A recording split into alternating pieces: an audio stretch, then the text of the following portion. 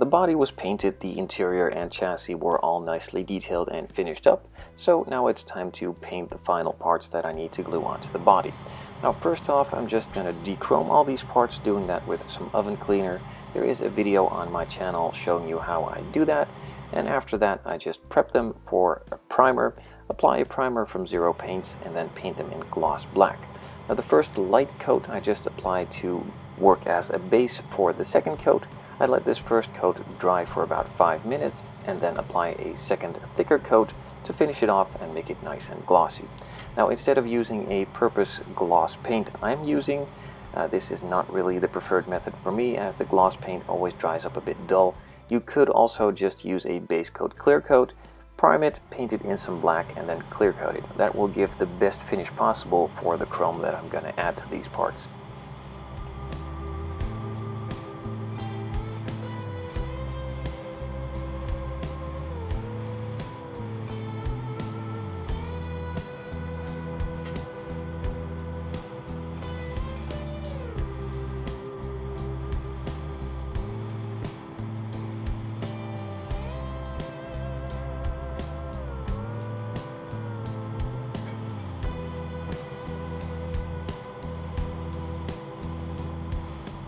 With the second coat now applied, I'm going to let it dry for about 25 minutes to let it cure a bit in order for the chrome to go on top. Now this chrome is from Alclad, and the best base for this is a gloss black. The glossier the black, the better the chrome finish will be and the more realism you will get out of it. Now the black I used is pretty good, and the finish that came out of it is also pretty good, but it can still be better. So if you want to improve upon it, make sure that the base is extremely glossy and then start applying super light thin mist coats on top of the black, and you will see the chrome effect come through. After applying this first coat, I just let it sit for about 5 minutes and then apply the second coat in a similar fashion and achieve the chrome finish that I wanted.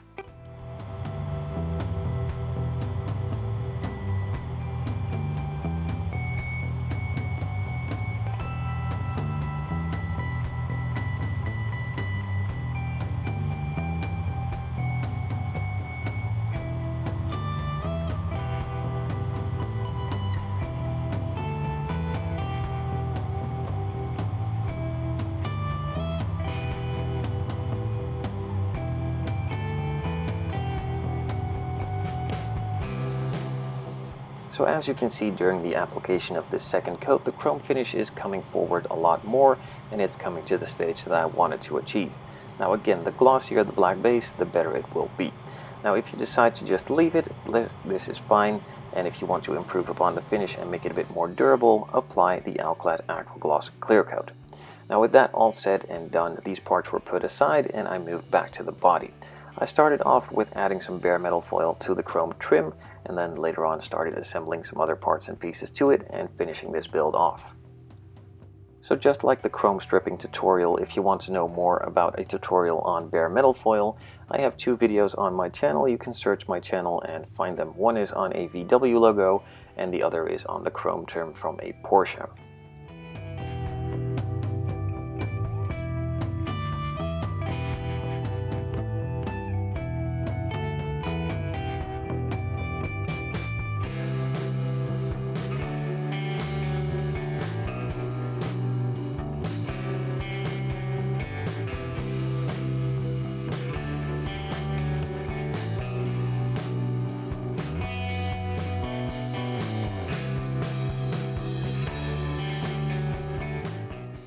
Now that the bare metal foil has taken the desired shape, you can use a super sharp new blade, cut it and remove the excess material.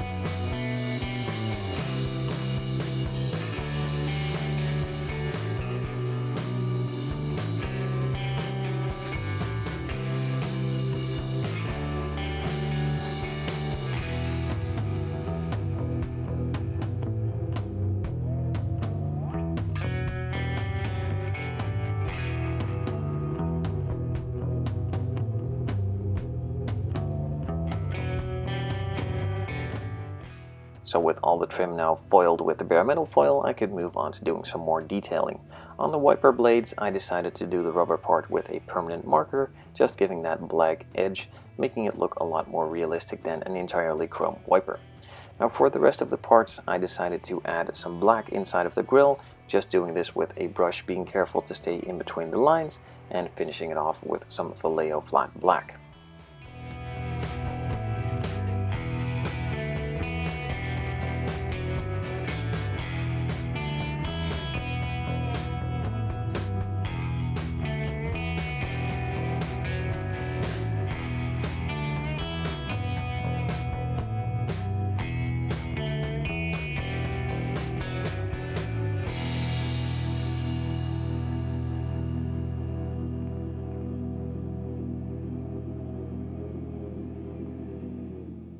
So with the grille insert now painted, I could move on to the headliner. This was also painted with the same Vallejo flat black. I gave the paint for the headliner a couple of minutes to dry up and moved on to gluing in the clear parts. Now these were glued in with some Bob Smith Industries Super Gold Plus. This is a super glue that is supposedly safe to be used with clear parts without fogging them. Now I have noticed myself that over time the bottle gets a bit old, it has been opened too many times and it gets a bit dirty inside, and then it can start hazing. So don't stick to that same bottle for too long. If you feel like it's going bad, just change it, buy a new one, maybe even buy in smaller batches so that you don't lose that much.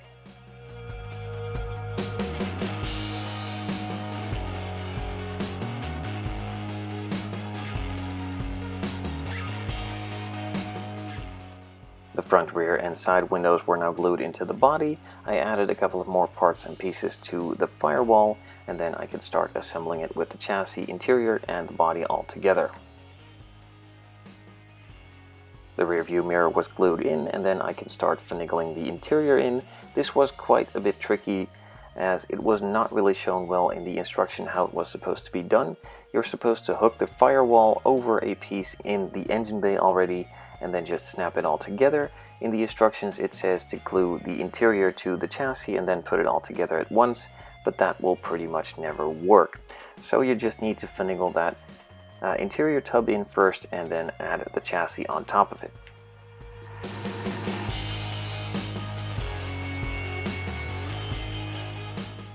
With all those parts now snapped together and lined up, I could move on to adding a couple more parts to the chassis. First starting at the front, then adding the drive shaft and also the rear axle, just gluing this in with some regular Bob Smith Industries super glue.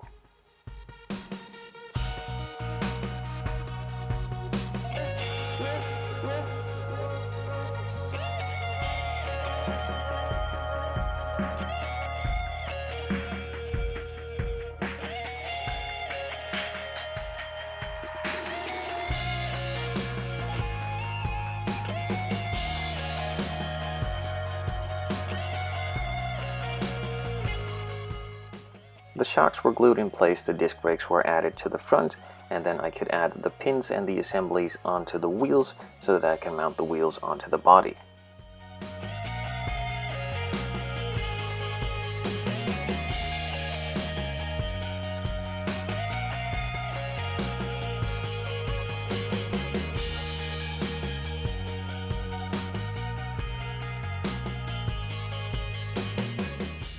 The battery and a reservoir were glued into the engine bay, and I also added some wiring and a couple of hoses.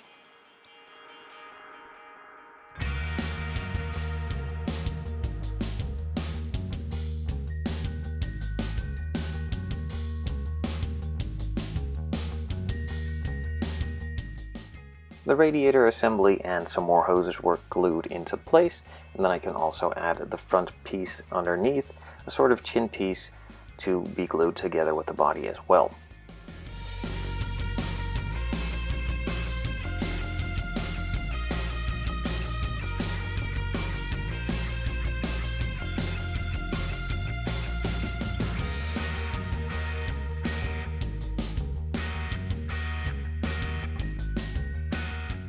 The grille was then glued into place, and the rear taillight assembly was also glued together and glued into the body along with the rear bumper.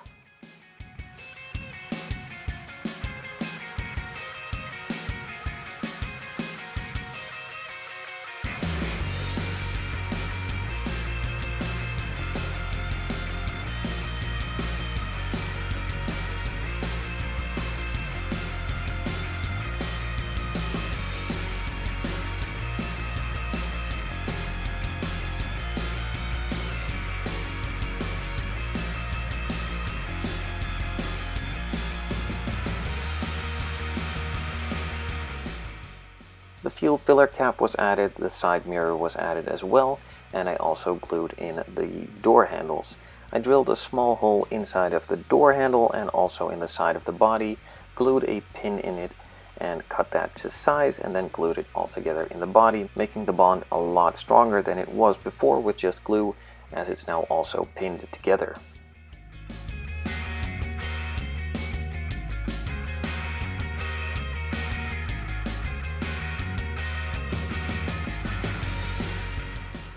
Windshield wipers were glued on and some decals were placed. The body was polished up to a nice shine with a Scale Motorsport polishing cloth, and then it was all nicely finished.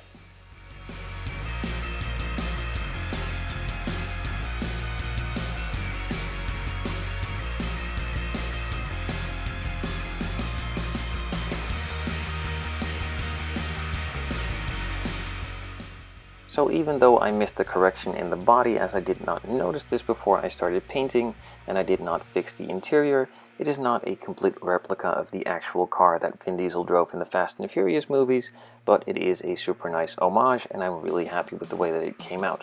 Now in the future, if I can get my hands on another one of these kits, I will correct the body and also do the full modification to the interior and make an actual replica. But for now, I'm good enough with this one, and I'm curious to see if I can do a couple more of these Fast and Furious cars in the future.